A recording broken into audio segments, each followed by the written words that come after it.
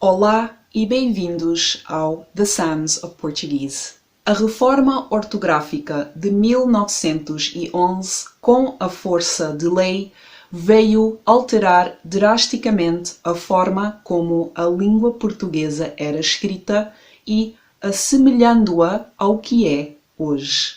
O objetivo era de simplificar a forma escrita da língua portuguesa e torná-la mais acessível, erradicando o analfabetismo. A ideia desta reforma foi de basear a escrita do português mais no seu aspecto fonético e não etimológico. Mas tudo isto não foi sem controvérsia, e esta reforma acabou por simplificar o que era complicado, mas também, por outro lado, complicou o que era simples.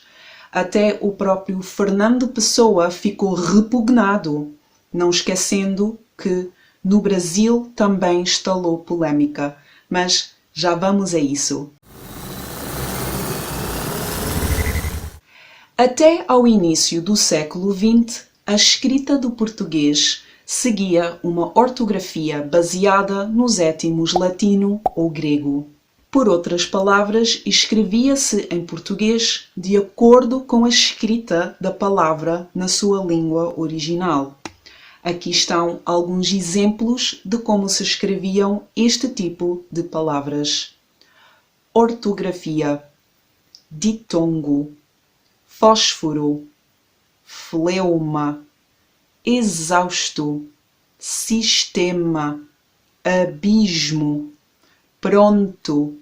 Várias propostas foram apresentadas até à Revolução de 1910, entre elas as bases da ortografia portuguesa de 1885, de Aniceto dos Reis Gonçalves Viana e Guilherme de Vasconcelos Abreu, que mais tarde serviriam de inspiração para a reforma em si. Houve muitas alterações feitas à língua, mas neste vídeo eu só vou falar de algumas, as mais principais, e para quem quiser ler mais sobre as propostas e a reforma em si, os links estão na descrição. Eliminaram-se todos os dígrafos de origem grega, substituindo-os por grafemas simples. O TH foi substituído por T, o PH foi substituído por F, o CH com valor de K foi substituído ou por C ou QU, dependendo do contexto, e também o RH foi substituído ou por R ou um duplo R, também dependendo do contexto. Eliminou-se o uso do Y ou Y, substituindo-o pela letra I. Sistema, abismo, lírio. Também se eliminou o H intervocálico em palavras como compreender e proibido. Reduziram-se as consoantes dobradas de origem latina, como por exemplo apelo e cometer, mas mantiveram-se os R's e S's duplos mediais, também de origem latina, porque estes têm valores próprios em português. Eliminaram-se também outras consoantes mudas, consoantes que ficavam em final de sílaba gráfica e que não influenciavam a pronúncia da vogal que as precedia. Por outras palavras, as vogais átonas fechadas. Por exemplo, Madalena, condenar, comigo. As consoantes mudas que ficaram foram as consoantes que se precediam por vogais átonas abertas. Por exemplo, ação, fatura, recepção.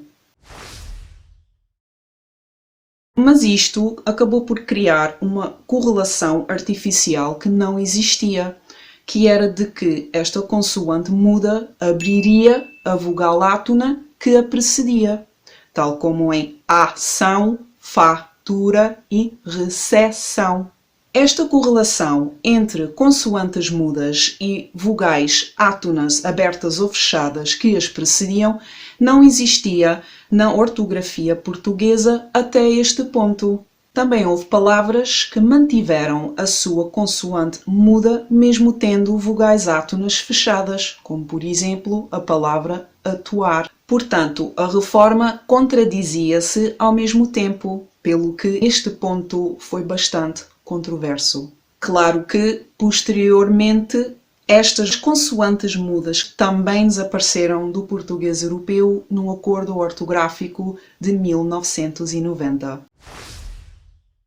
A reforma de 1911 também alterou a forma de como a acentuação gráfica era feita no português escrito. Antes de 1911, os acentos gráficos eram usados para sinalar a sílaba tónica nas palavras agudas, como por exemplo está, alvará, e também eram usadas para eliminar dúvidas em relação à pronúncia de palavras homógrafas. Palavras homógrafas são palavras que têm escrita igual, mas pronúncia diferente. Por exemplo, pregar e pregar, fábrica e fabrica, secretária e secretaria, este e este. Esta reforma veio aumentar substancialmente a quantidade de diacríticos utilizados no português escrito, particularmente em palavras esdrúxulas. Isto quer dizer que antes de 1911, palavras como língua, família e século não eram escritas com acento. Mais ainda, a forma como os diacríticos são utilizados no português veio alterar-se outra vez noutro acordo ortográfico. Para saber como são utilizados hoje em dia, eu já fiz vários vídeos sobre este tópico, com explicações em inglês aqui.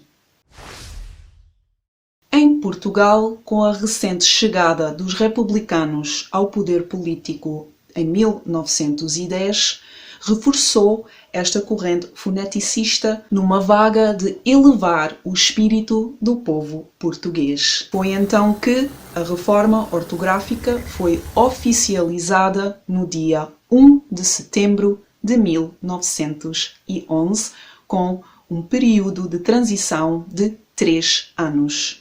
Mas nem toda a gente estava afim. O próprio Fernando Pessoa, entre outros, mostraram publicamente o seu desagrado com as mudanças e mostravam-se muito reticentes com o seu uso.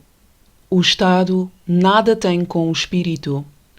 O Estado não tem direito a compelir-me, em matéria estranha ao Estado, a escrever numa ortografia que repugno. E no Brasil? Apesar de existir uma forte corrente foneticista que empurrava para a simplificação da ortografia, as reformas tiveram o efeito oposto, reforçaram a corrente tradicionalista. O Brasil teve também uma reforma ortográfica em 1907, mas foi mais moderada relativamente à de Portugal de 1911. Muitos linguistas brasileiros defendiam a ortografia etimológica. Alegavam que as reformas cortavam as ligações entre os falantes da língua e os trabalhos escritos por antepassados. O resultado foi que os dois países ficaram com escritas completamente diferentes. O Brasil com uma escrita mais tradicional e etimológica e, em Portugal, uma escrita reformada e mais baseada na fonética. As reformas, sempre polémicas, suscitavam dúvidas e discussão. Não se podia ficar assim. E por isso surgiu uma espécie de guerra ortográfica que durou quase 100 anos. Mas isso é assunto para outro vídeo.